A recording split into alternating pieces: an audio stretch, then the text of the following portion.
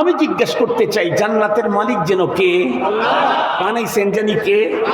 তাহলে আল্লাহর জান্নাত আপনারা নিতে চাচ্ছেন, আমিও নিতে চাচ্ছি। তাইলে পন্থা হলো দুইটা, একটা বৈধ আর একটা অবৈধ। অবৈধ পন্থায় জান্নাত দখল করার কোনো সিস্টেম আছে নাকি? ছিনতাই করবেন জান্নাত? আরে দুনিয়াতেই তো মোবাইল ছিনতাই করলে সিসি ক্যামেরায় ধরা পড়ে, পরে মাথার চুলও থাকে না, গলার মালাও থাকে না, জুতা ঝুলতে থাকে। ঠিক বললাম না? ঠিক বললাম? তাহলে আল্লাহ পাকের জান্নাত ছিনতাই করবার মতো ক্ষমতা, চুরি করবার মতো ক্ষমতা, এটাকে জোর করে দখল করার মতো ক্ষমতা। তাহলে জান্নাত নিতে হইলে বৈধ পন্থায় নিতে হবে।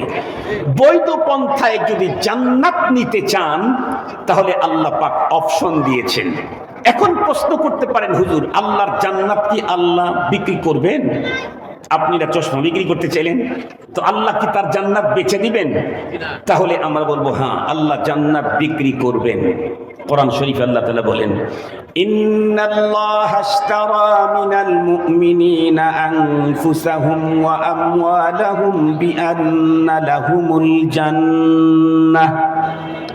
এই আয়াতে কারিমাতে আল্লাহ বলেন, আল্লাহ ঈমানদারের কাছ থেকে তার জান আর মাল খরিদ করে নিচ্ছেন। কিসের বিনিময়ে? জান্নাতের বিনিময়ে। সুবহানাল্লাহ বলেন।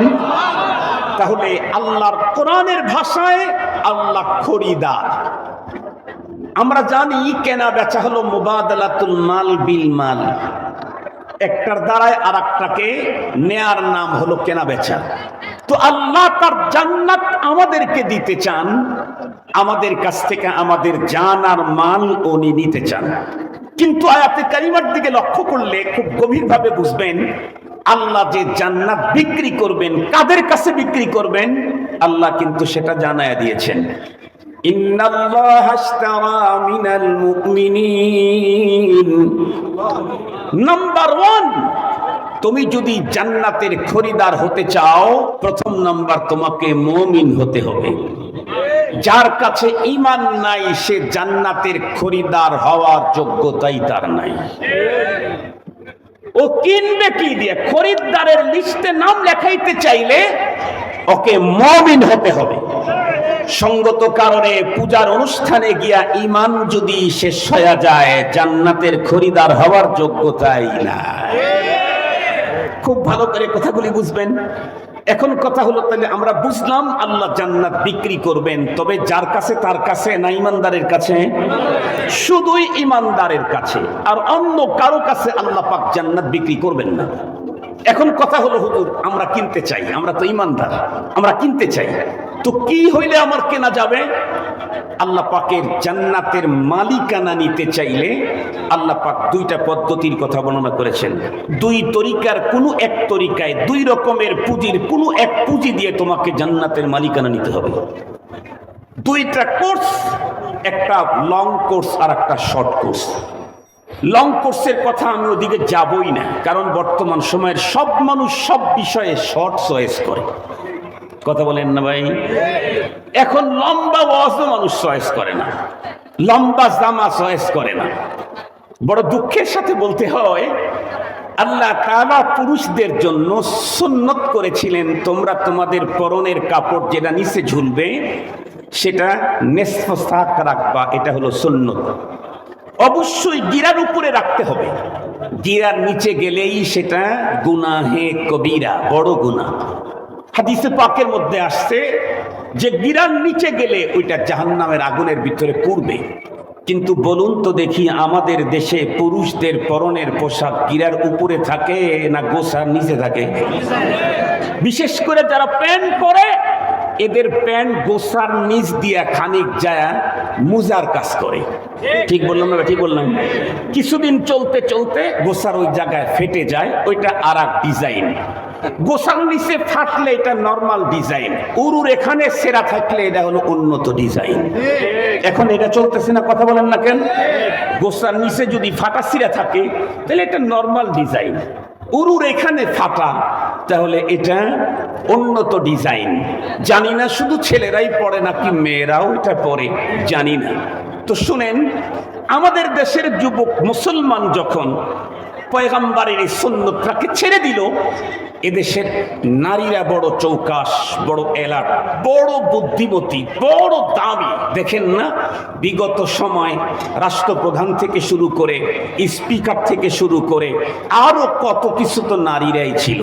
আমাদের দেশের বড় বড় রাজনীতিবিদ যারা আছে তাদের লম্বা গলার সুন্দর কথা আমরা শুনতে পাই, কিন্তু সবচাইতে বড় দুঃখ লাগে, লজ্জা লাগে, বলতেই আসলে মাথাটা নিচের দিকে নোয়া যায়। এত বড় একটা রাষ্ট্র, টোটাল রাষ্ট্রের মধ্যে পুরুষ নাই রাষ্ট্র চালাবার মতো, নারীর পিছনেই ইক্তেদা করা লাগে তোমাদের। ইনশাআল্লাহ 3 ভোট দিয়ে আইব না। মাশাআল্লাহ, ইনশাআল্লাহ বলছেন, আল্লাহ জানি তাই কবুল করে। আপনাদের ভোটের চাইতে এপার আর ওপারের মেকানিজমের দাম বেশি। আমরা কিছুক্ষণ আগে একটা হিসাব বলছি না, যে 12% ভোটের জন্য কেন মুসলমান হিন্দুদের পূজা অনুষ্ঠানে যায়। এখানে 12% না, এখানে 80%-এর উপরে আছে। এদেশের মানুষ মনে করে আমার রাষ্ট্রীয় ক্ষমতায় বসাবে আর ধরে রাখবে হলো কাঁটাতারের ওই পারের লোক, না হয় 7 সমুদ্র 13 নদীর ওই পারের লোকের। এই জন্য তারা যেখানে গেলে আমাকে চয়েস করবে, আমি সেখানে যাব। ঈমান থাক আর যাক, আল্লাহ তাআলা ওই জাতীয় রাজনীতি থেকে কাফনের কাপড়ে জড়া রাখ পর্যন্ত আমাদেরকে হেফাজত করুন। কারণ কাফন পর্যন্ত ঈমান নিয়ে ঢুকতে পারলেই আরে কি এর কসুর, বাংলাদেশ আর পাকিস্তান আর ইন্ডিয়া, এ পৃথিবীর মতো 10 পৃথিবীর সমান জান্নাতের মালিকানা আমি পাবো। আর সে 5 বছরের জন্য। কথা বলেন না কেন? 5 বছরের জন্য। সেখানে কি আবার 36শে জুলাইও ঘটবে? আরো জোরে বলেন। একে তো 5 বছরের জন্য না, দ্বিতীয় নাম্বার 36শে জুলাই ঘটার কোনো সম্ভাবনাই নাই, চিরকালের জন্য। সুতরাং এই ছোট্ট রাজদুনিয়ার রাজত্বর জন্য আমি পরপারের চিরস্থায়ী রাজত্বকে ছাড়তে পারি না। মুহতারাম হাজরিন, খুব ভালো করে কথাগুলি মনে রাখবেন। কি জানি বলতেছিলাম, সবাই ভুলে গেলেন? আচ্ছা, আমি আমার মূল কথাটা আপনাদের খেদমতে বলি। সেটি হলো যে জি জি জি ওটা আমার মনে আছে। মূল কথা যেটা আপনাদেরকে বুঝাইতে চাচ্ছি সেটি হলো, রব্বুল আলামিনের জান্নাতের মালিকানা কেউ নিতে চাইলে তাহলে 2টা কোর্স, একটা হলো লং কোর্স, একটা শর্ট কোর্স। আমি বলছিলাম শর্ট কোর্স, বলতেছিলাম সেখান থেকে মেয়েদের কথা। তো আমাদের দেশের মেয়েরা চিন্তা করে দেখলো নবীজির গুরুত্বপূর্ণ একটা সুন্নত, সেটা হলো পরনের কাপড়টা নিচেরটা গিরার উপরে রাখবে। এটা যুবকেরা যেহেতু মানতেছে না, আমল করতেছে না, তো আমরা আমলটা করে নেই। এজন্য এখন বাংলাদেশের অধিকাংশ মেয়েদের দেখবেন পেলাজোনা বেলাজোনা কি একটা পরে, ওইটার সুন্নতি হলো নেসফে সাক। ওইটার সুন্নতি হলো নেসফে সাক। নাউজুবিল্লাহ বললেন না? ইসলাম তো নারীর ব্যাপারে স্পষ্ট কথা বলেছে, ইয়া নিসা আন-নবী লাস্তুন্না কাআহাদিম মিনান নিসা ইন ইত্তাকাইতুন্না ফালা তাখদা'না বিল কওল ফায়াতমা'আল্লাযী ফী কলবিহি মারাদু ওয়া কুলনা কাওলাম মা'রুফা। এখানে ইসলাম নারীর দেহ তো আছেই, নারীর সাউন্ডের উপরে পর্দা আরোপ করেছেন। আল্লাহ বলেছেন, এই নবীর স্ত্রীগণ, কিয়ামত পর্যন্ত পৃথিবীতে যত মুসলিম নারী আসবা, তোমাদেরকে বলছি, ইনিত্তাকাইতুন্না, অন্তরে যদি আল্লাহর ভয় থেকে থাকে তাহলে তুমি তোমার মধুর কণ্ঠস্বর ভিন্ন কোনো পুরুষকে শুনতে দিও না। অসুস্থ হয়েছ, তুমি ডাক্তারের কাছে যেতে হবে, নারী ডাক্তার নেই, পুরুষের কাছে যেতে হচ্ছে। মিষ্টি কথা বলার পারমিশন, পুরুষ ডাক্তারের কাছে চিকিৎসা নেওয়ার পারমিশন আছে, কিন্তু ডাক্তারের সাথে মিষ্টি কথা বলার পারমিশন। বাসায় কেউ নাই, অফিস থেকে লোক আসছে, প্রশাসনের লোক আসছে, বারবার নক করতেছে, কেউ নাই, নিরুপায় হয়ে আপনাকেই কথা বলতে হচ্ছে। আপনি মুসলিম নারী, এখন ওই লোকের সাথে, বেগানা পুরুষের সাথে মধুর কণ্ঠে নরম সব ভাষায়, কোমল ভাষায় কথা বলার পারমিশন নেই। কর্কশভাবে কথা বলতে হবে। নারী যখন বাসায় থাকবে তখন তার শরীরের বিশেষ বিশেষ অংশ ঢেকে রাখলে চলে, কিন্তু নারী যখন ঘর থেকে বের হবে তখন তার মাথা থেকে। উলামায়ে কেরামের মজলিসে আল্লাহ পাক আমাদেরকে হাজিরির সুযোগ দিলেন, সে মহান সত্তার দরবারে আমরা প্রত্যেকেই শুকরগুজার হচ্ছি। জবান খুলে ভক্তি সহকারে মোহাব্বত নিয়ে দিল থেকে আবেগের সাথে উচ্চ কণ্ঠে সকলেই পড়ে নেই আলহামদুলিল্লাহ। সম্মানিত উপস্থিতি, মাহফিলটা একদম রোডের উপরে, সঙ্গত কারণে কিছু মানুষ তো একটা সাইড দিয়ে যাওয়া আসা করবেই। এটি বয়ানের সৌন্দর্যকে কিছুটা হলেও বিঘ্ন ঘটাবে। দ্বীনি আলোচনার জন্য নিরিবিলি সুন্দর পরিবেশটা সবচেয়ে ভালো। আমাদের যেহেতু ওই মানের জায়গা নাই মাদ্রাসার আশেপাশে, এ কারণে মাজুরি হালতে আমরা রোডের উপরেই আলোচনা শুরু করে দিয়েছি। অনেক লম্বা টাইম আলোচনা করার অভ্যাস আমার নেই, ইচ্ছেও আমার নেই, প্রয়োজনও নেই। অল্প সময়ে কথা বলবো। আমি ঘড়ি দেখে বয়ান শুরু করেছি, আমার আলোচনা 1 ঘন্টা ইনশাআল্লাহ। এটা হলো আমার টার্গেট। বাকি কতটুকুন বলতে পারবো সেটা আমার জানা নাই, কারণ আমি আমার নিয়ন্ত্রণে না, আমরা সবাই একজনের নিয়ন্ত্রণে। সে কে? আল্লাহ। আল্লাহর কোরআনে আল্লাহ বলেন, ওয়ামা তাশাউনা ইল্লা আন ইয়াশা আল্লাহু রব্বুল আলামিন। তুমি চাইলে হবে না, আল্লাহ চাইতে হবে। আমার চাওয়া যদি রব্বুল আলামিনের চাওয়ার সাথে মিলে যায় তাহলে আমি সেটা পেয়ে যাব। সারা দুনিয়া চাইলো কিন্তু রব চাইলেন না, তাহলে সারা দুনিয়া মিলেও সেটা সংগঠিত করা সম্ভব না। এ বিশ্বাস নিয়েই আমরা এখানে বসেছি। তো আমার টার্গেটের কথা আমি বললাম, বাকি আল্লাহ আমাকে কতক্ষণ বলাবেন উনি ভালো জানেন। আমি এক গুরুত্বপূর্ণ কিছু কথা আপনাদের খেদমতে পেশ করব। আমি আপনাদের কাছে শুধু একটা জিনিস চাইব, এই 1 ঘন্টা অন্যমনস্ক হবেন না, উঠা বসা করবেন না। মানুষ যদি এখানে 10 জনও থাকেন, আমি ফুলফিল বয়ান করব ইনশাআল্লাহ। 10 লক্ষ মানুষ সামনে থাকলে যে ওয়াজ, 10 জন থাকলে সেই ওয়াজ। শর্ত হলো আলোচনাগুলি গুরুত্বের সাথে মনোনিবেশ দিয়ে শ্রবণ করতে হবে, তাইলে সম্ভব, তাছাড়া সম্ভব না। তো আমরা যেহেতু একটা খুব বেশি সুন্দর পরিবেশে বসতে পারি না, এই রাস্তার উপরে বসে পড়েছি, এ কারণেই আমরা যারা আছি দাঁড়িয়ে হোক আর বসে হোক, আমরা এদিক ওদিক চাওয়াচাওয়ি করব না, কথাগুলি দিল দিয়ে শ্রবণ করব ইনশাআল্লাহ। আমি আপনাদের খেদমতে খোদায়ে পাকের, আল্লাহ পাকের এক গুরুত্বপূর্ণ মেসেজ আপনাদের খেদমতে আজকে পেশ করতে চাই। অলরেডি কোরআনে পাকের আয়াতে কারিমা তেলাওয়াতের মাধ্যমে সে মেসেজটা শোনানো হয়ে গেছে, বাট আমরা বুঝি নাই কেন। কোরআন আরবি, আমরা বাঙালি, এ কারণে বুঝি নাই।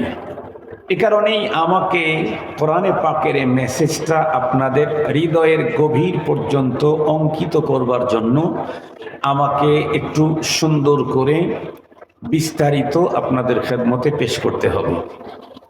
কোরআনে পাকের যে মেসেজ, এটা আমরা প্রত্যেকেই বুঝতে চাইলে প্রথমে একটা ছোট্ট ভূমিকা জানতে হবে, তাহলে কোরআনী মেসেজটা বোঝা আমাদের সবার জন্য সহজ হবে। আমরা প্রত্যেকেই জানি তামাম পৃথিবীতে যত মানুষ অতীতে ছিল, এখন আছে, আগামী দিনে যারা আসবে, তামাম মানুষগুলি বিশ্বাসের দিক থেকে 2 প্রকার। এক প্রকারের মানুষ যারা সৃষ্টিকর্তাকে বিশ্বাস করে, পরপারকে বিশ্বাস করে, জান্নাত জাহান্নামকে বিশ্বাস করে।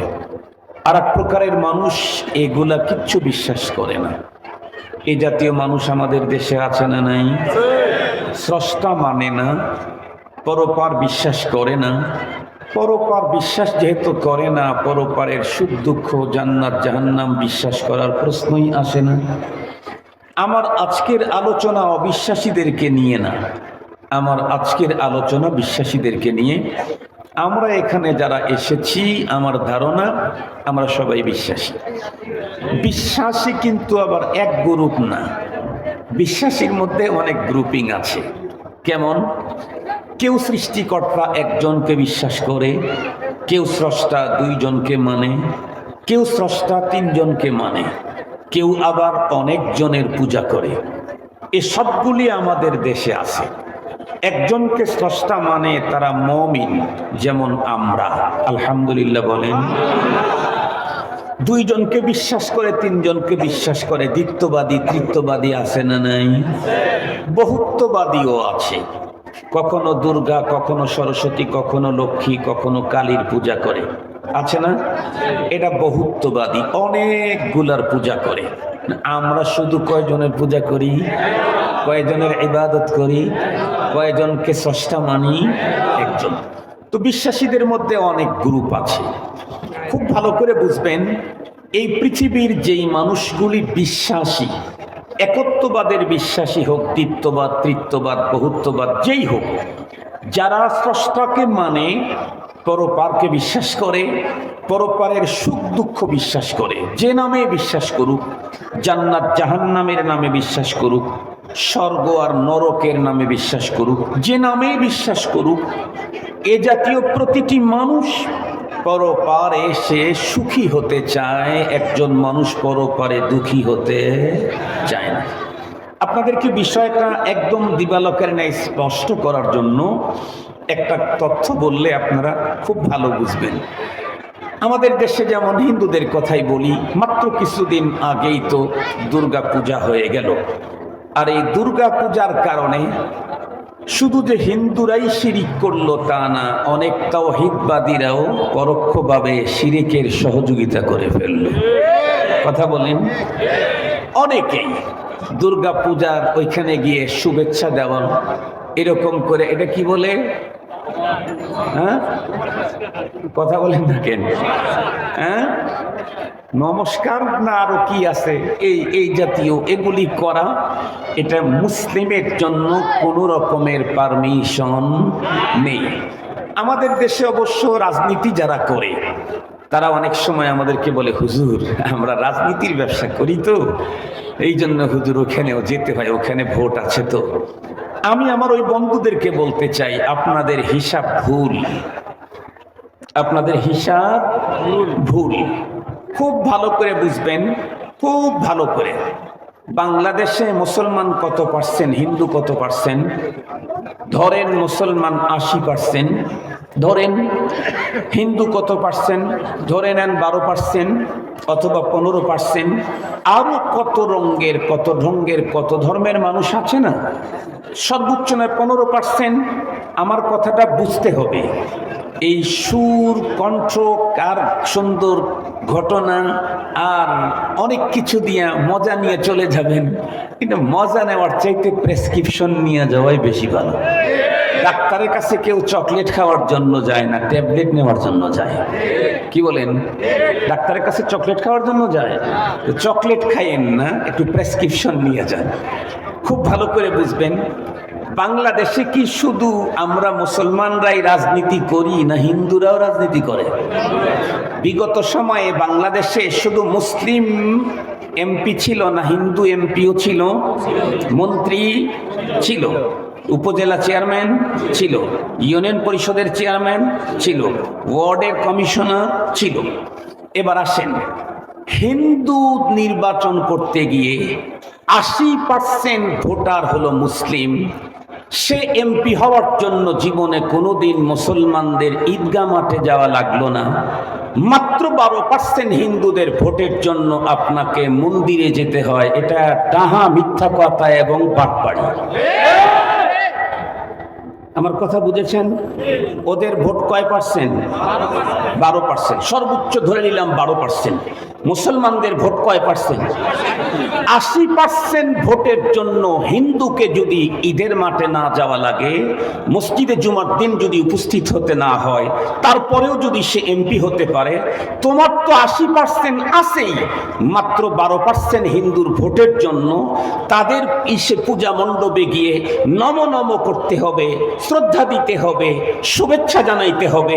এই জাতীয় মুসলিম আল্লাহ চয়েস করেন না, ইসলামের এরিয়ায় তাদের জায়গা নাই। এটা সম্পূর্ণ শয়তানের ধোঁকা। আমার কথা আপনাদের কি বুঝে আসছে? আগামী দিনে যারা রাজনীতি করবেন, আল্লাহর ওয়াস্তে রাজনীতি করতে গিয়ে ইমানের নীতি বিক্রি করে দিয়েন না, তাহলে কিন্তু কোরআনের ভাষায় বিইসা মাশতারাউ বিহি, বিইসা মাশতারাউ বিহি, এটাই যদি হয় তাহলে কোরআনের ভাষায় অত্যন্ত নগণ্য জিনিস, যেইটাকে তুমি খরিদ করলে, যার বিনিময়ে খরিদ করলে, ইমানের কি বলে, ভোটের বিনিময়ে তুমি, ভোটের কারণে তুমি শিরিক আর কুফুরকে তুমি প্রমোট করলে, তোমার ইমানকে বিক্রি করে দিলে।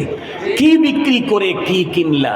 বাঙালি তো, বাঙালির চরিত্রের মধ্যে এটা আছে, দুধ বিক্রি করে বিড়ি খাওয়া। কথা বলেন না কেন? দুধ বিক্রি করে বিড়ি খাওয়া বাঙালির চরিত্র আছে না নাই? এই জন্য ইমান বিক্রি করে কয়েকটা ভোট নেওয়া, এটা বাঙালির চরিত্রের মধ্যে ঢুকে গেছে।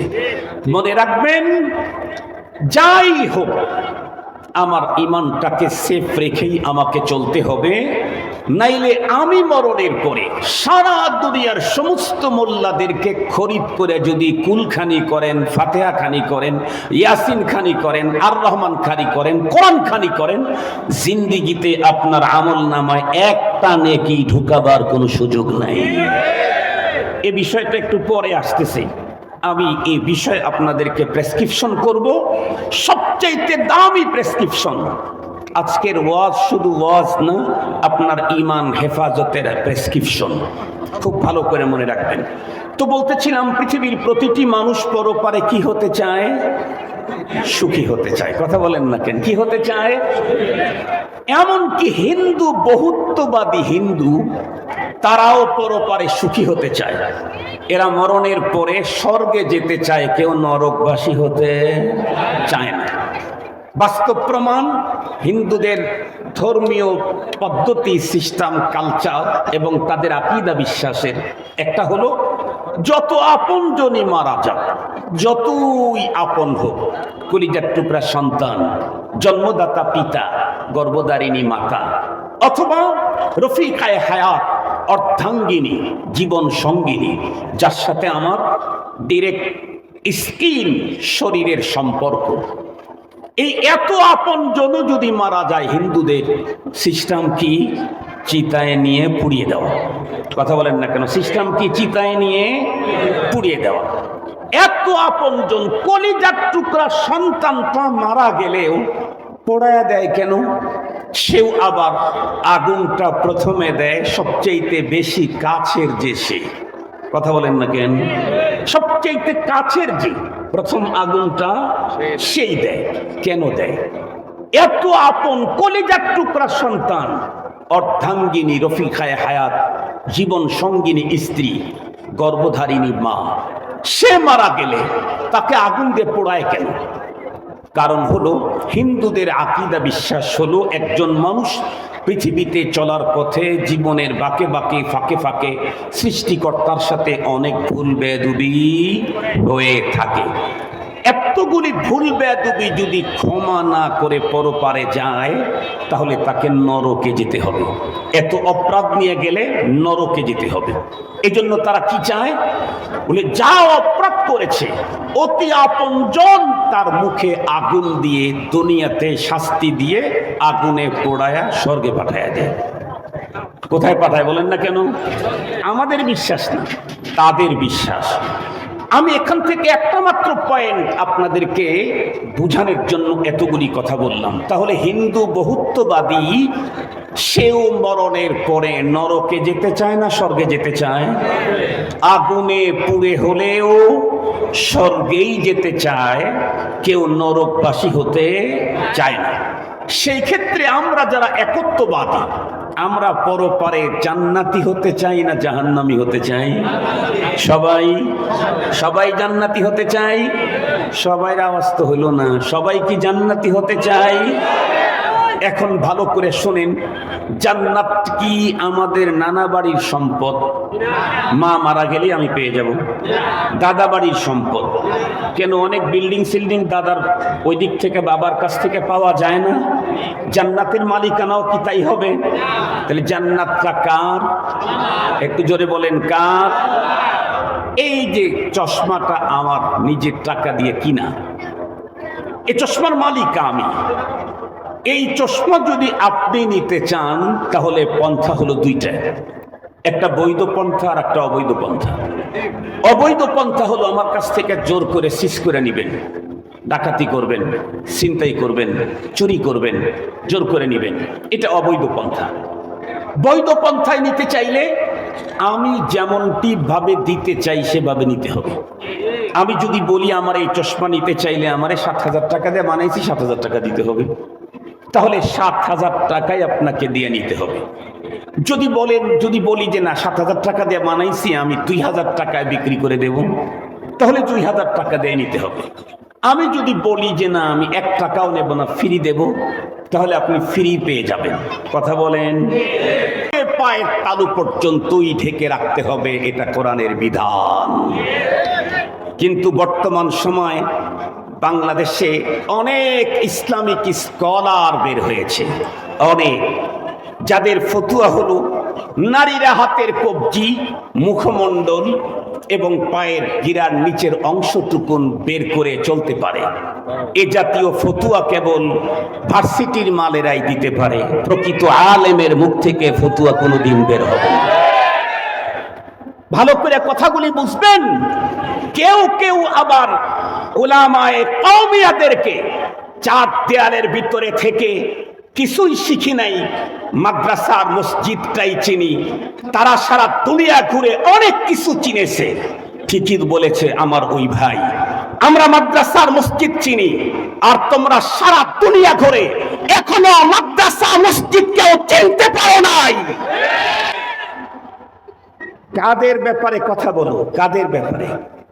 উলামায়ে কওমিয়া, উলামায়ে কওমিয়া শুধু এ বাংলায় নয়, বাংলাদেশের উলামায়ে কেরাম এখন বিশ্ব মানচিত্রে নাম্বার 1।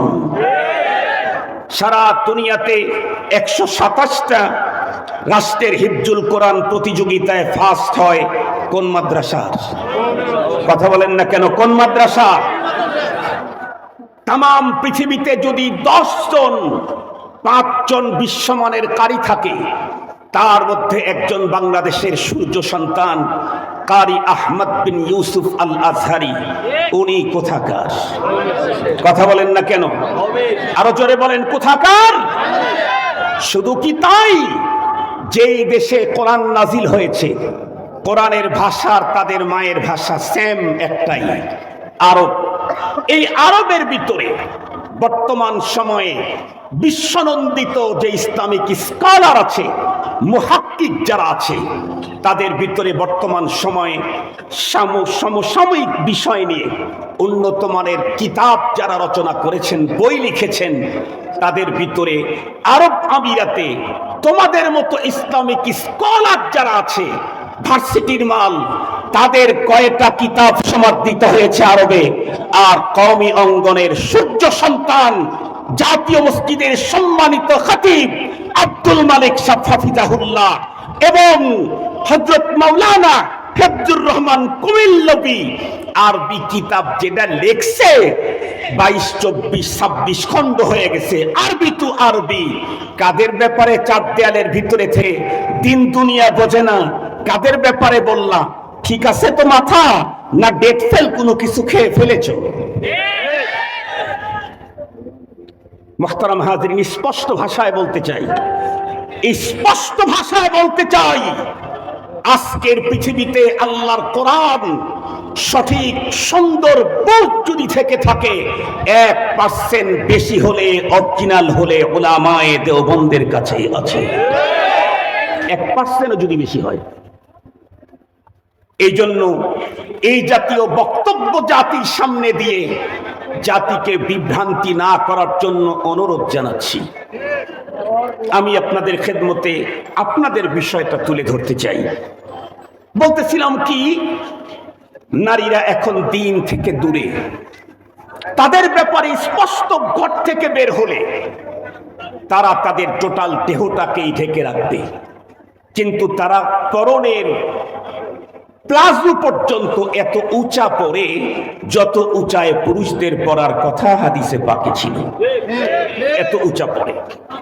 এ নারী, কোন পুরুষ যদি তার পরনের কাপড় গিরার নিচে দেয়, এটা যেমন জাহান্নামে যাবে।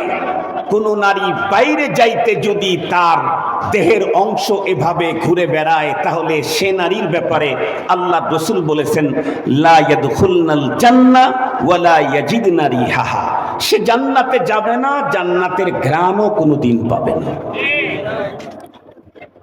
মুসলমান ভাইরা আমার, খুব ভালো করে বুঝবেন, আল্লাহ পাক রব্বুল আলামিন কোরআনে হাকিমের ভিতরে শর্ট করছে, যদি পৃথিবীর কোনো মানুষ আল্লাহর জান্নাতে যেতে চায় তাহলে তার জন্য দুইটা কথা বলেছেন, দুইটা জিনিস লাগবে। আল্লাহ বলেন, ইন্নাল্লাযীনা আমানু ওয়া আমিলুস সালিহাত কানাত লাহুম জান্নাতুল ফিরদাউসি নুজুলা। একদম ডাইরেক্ট আল্লাহর কথা। তোমার কাছে যদি দুইটা পুঁজি থাকে, তুমি গ্রামের হও, শহরের হও, এদেশের হও, বিদেশের হও, সাদা হও আর কালো হও, মালিক হও আর শ্রমিক হও, হুজুর হও আর তাবলিগ হও আর পাবলিক হও, যাই হও না কেন, পুঁজি যদি তোমার কাছে দুইটা থাকে, তাহলে তুমি মরণের পরে আমি তোমাকে মেহমানদারি করব জান্নাতুল ফিরদাউসে। সুবহানাল্লাহটা খুব আস্তেই হয়ে গেছে। তার মানে কি ওয়াজ বেশি হয়ে গেছে? মুহতারাম হাজিরিন, খুব ভালো করে শুনবেন, দুইটা পুঁজি লাগবে, একটা হলো ঈমান আর একটা কি? নেক আমল। এই দুই পুঁজি নিয়ে যদি কেউ কবরে যায়, আল্লাহ পাক তাকে পরপারে যাওয়ার পরে মেহমানদারি করবেন কোন জায়গায়? জান্নাতুল ফিরদাউস। এখন যদি কেউ বলেন, হুজুর জান্নাতুল ফিরদাউসে মেহমানদারি করবে, তারপরে আবার কোথায় নিয়ে রাখবে? অথবা যদি জিজ্ঞেস করেন কতদিন জান্নাতুল ফিরদাউসে থাকবে, আল্লাহ পাক আমাদেরকে জানায় দিলেন। আমরা যদি প্রশ্ন করি কতদিন, আল্লাহ বলে দিলেন খালিদিন। কথা বলেন, আল্লাহ কি বলে দিলেন? খালিদিন। কতদিন বাংলা, খালিদিন কিন্তু বাংলা না, খালিদিন হলো আরবি। খালিদিন মানে চিরস্থায়ী, কোনদিন সেখান থেকে রিটার্ন ব্যাক আসতে হবে না। এটা বা বুঝাবার জন্য আল্লাহ আবার বললেন আবাদা। তাহলে এই পৃথিবীর কোন একজন মানুষ পরপারে আল্লাহ পাকের জান্নাতি যদি হতে চায়, তাহলে তার জন্য দুইটা পুঁজি লাগবে, একটা হলো ঈমান, দ্বিতীয় নাম্বার নেক আমল। বিষয়টাকে আরো সংক্ষিপ্ত করে সুন্দর করে বুঝাবার জন্য বলি, তামাম পৃথিবীর সমস্ত মানুষই তো পরপারে আল্লাহর আদালতে উঠবেই। আল্লাহ পাক নিজেই বলেন, কুল্লু নাফসিন দাইকাতুল মাউত ওয়া ইন্নাকুম তুওয়াফাউনা উজুরাকুম ইয়াওমাল কিয়ামাহ ফামান যুহজিহা আনিন নারি ওয়া উদখিলাল জান্নাতা ফাকাদ ফাজ ওয়া মাল হায়াতুদ দুনিয়া ইল্লা মাতাউল গুরুর। রব্বুল আলামিন অন্য জায়গায় বলেন, কুল্লু নাফসিন দাইকাতুল মাউত সুম্মা ইলাইনা তুরজাউন। প্রত্যেক প্রাণীকে মৃত্যুর স্বাদ গ্রহণ করতে হবে, আর তোমাদের সবাইকে আমার কাছে রিটার্ন ব্যাক আসতে হবে।